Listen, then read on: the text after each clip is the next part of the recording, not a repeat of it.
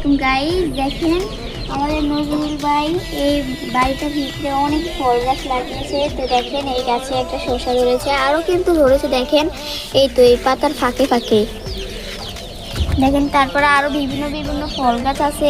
দেখেন এই একটা শসা, তারপর দেখেন এই তো ফুল থেকে শসা বের হচ্ছে।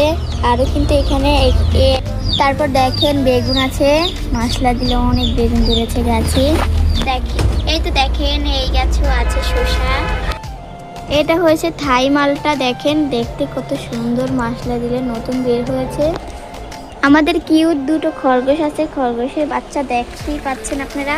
দেখেন ওরা কত পরিমাণ দুষ্টমি করতে আছে। দেখেন গাইস টমেটো আছে, টমেটো মশলা দিলে গাছ পাকা টমেটো। এটা হচ্ছে